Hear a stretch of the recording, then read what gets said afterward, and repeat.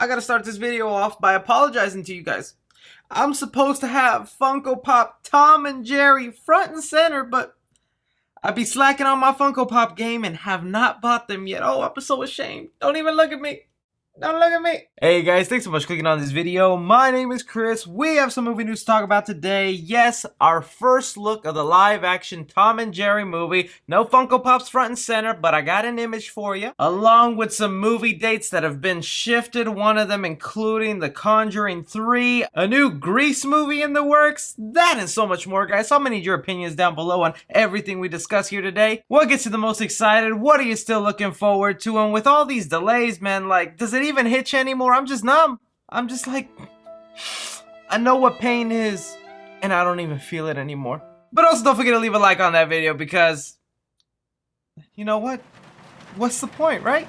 Forget that like button, man. Alright, so let's start off with the news here that probably only the old birds would care about, and hey, count me in that group because I am a fan. It was reported by Deadline just yesterday that they are going to be attempting to relaunch the Grease franchise with a prequel, and I'm very conflicted on how to feel about this. Deadline has it here: Grease prequel gains momentum at Paramount as Brett Haley comes on as director. So for those of you who don't know, Grease is a movie that came out in 1978 and was a period piece of a bunch of high school kids in the 50s falling in love. One of the most popular musicals ever made, and I saw it when I was like 9, and I still play that album in my car every now and then. Why you think I got my hair like this? Whoo! I'm trying to be a Danny Zuko, alright? Details on this new movie goes as one of the songs, Summer Nights, details the summer fling that started the relationship, and Summer Lovin will detail that fateful meeting and what followed. So for those of you who actually are fans of Grease and remember it well, one of the most iconic songs they have there, Summer Nights, where it basically tells of the night Sandy and Danny met, that is gonna be the main focus of this entire movie. Look, this could either go unbelievably amazing or just horribly and embarrassingly bad. There's no word yet if they're gonna try and bring in the old cast who were part of that Grease movie. I know a lot of you are like, Chris, if it's a prequel and it's about when they met as high schoolers, you can't really have old men doing that. I understand that, but I would think it would go the Mamma Mia 2 route. What is going on? I'm a nerd who loves horror movies and Batman figures, and I know the lore of Mamma Mia and Grease?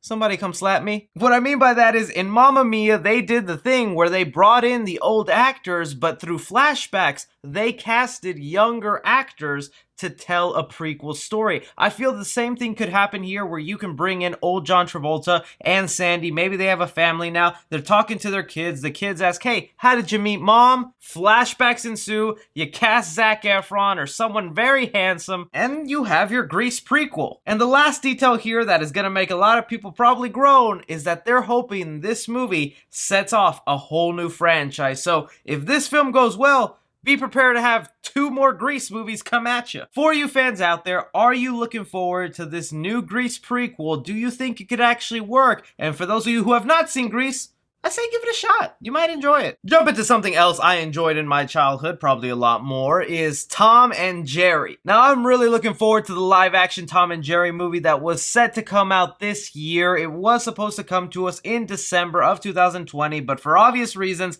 that's no longer happening, and right now it has a release date of March 2021. This is going to be a live action / CGI hybrid of the Tom and Jerry characters. A lot of people, when this movie got announced, were very panicky that they were going to give Tom and Jerry some horrific, realistic designs, and now everybody could put at ease because the official logo with the characters on them has landed online, and they're going with good old 2D animation. This right here is our first look of the style that Tom and Jerry are going to be having in the movie, and even though, yes, it's barely any different than what they looked like as their cartoon counterparts on TV, we will be seeing these characters Roger Rabbit style interact with real actors. And this right here should just show you the level of respect they're trying to go with this live action Tom and Jerry movie. They could have easily have thrown a first Sonic design look at us and we could have all yelled, but the fact that they trusted their gut and said, no, we're sticking to 2D animation, that's what made them famous, and that's what will continue to make them famous,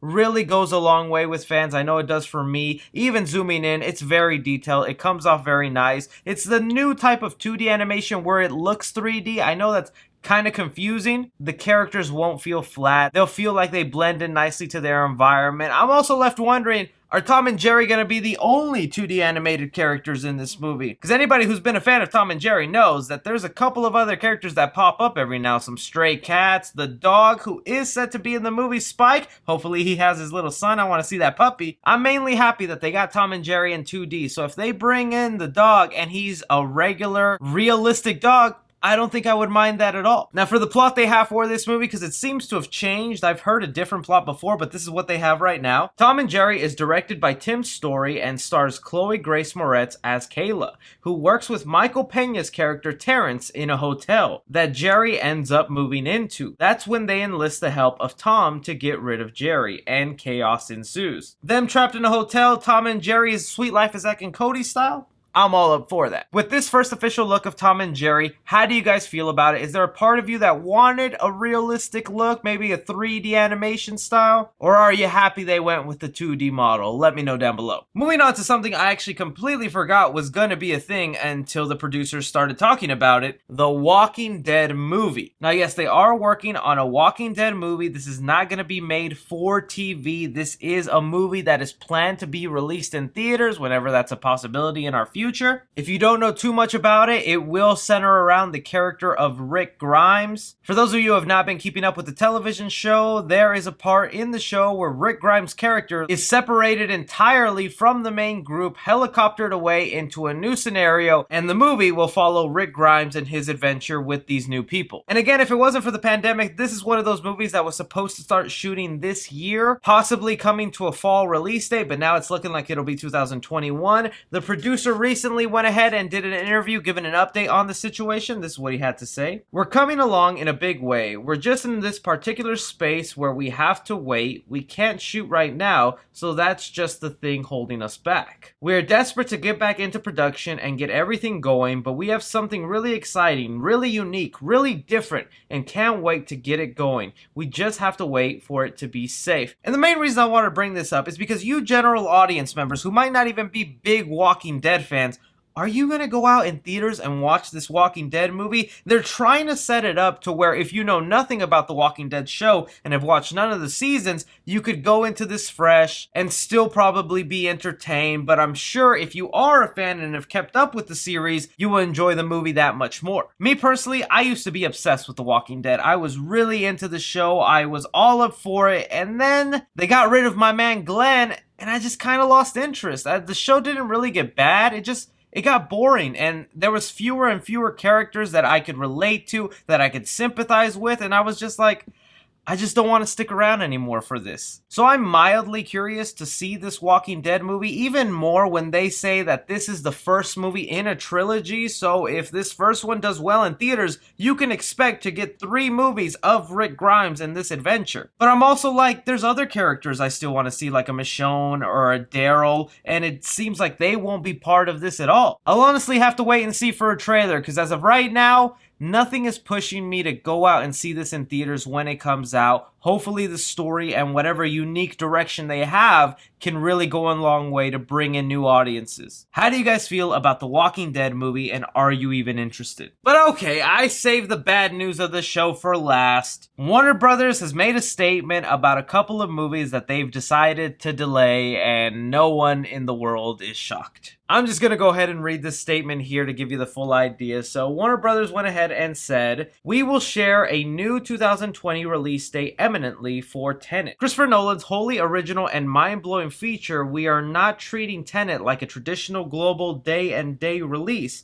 and our upcoming marketing and distribution plan will reflect that. Additionally, we will be moving the next installment from our most successful horror franchise, The Conjuring 3, to June 4th, 2021. And so look, that's 2 movies right there. Let's talk about Tenet first. I'm really looking forward to Tenet, okay? I think Christopher Nolan is an amazing director, does a really good job with his films, always come out surprising. And this one with the premise and having Robert Pattinson part of the cast, I really want to see it. And it's one thing to delay your movie, it's another thing to delay it and then not even tell us when the next release date is. Because as of right now, we have no idea when Tenet's coming out. It could be in a couple weeks, it could be next month, it could be next year. I know Christopher Nolan, director, is dead set on having this be the first big movie to open up when theaters are out. But me, man, I've stopped guessing in when movie theaters are going to be open, because I thought, honestly, by this time in July, theaters would be back up and running, the world would be back to normal, but it doesn't seem to be that way. But being a horror movie guy, I was a little more upset that they went ahead and moved The Conjuring all the way to summer of next year. So this is a film we were supposed to get in September. I was really looking forward to it. The Conjuring 3, The Devil Made Me Do It. With the story they have of the first court case that used that excuse, The Devil Made Me Do It, for why he committed his vicious crime. And even though James Wan is not attached and it's the director, Michael Chavez, who did La Llorona,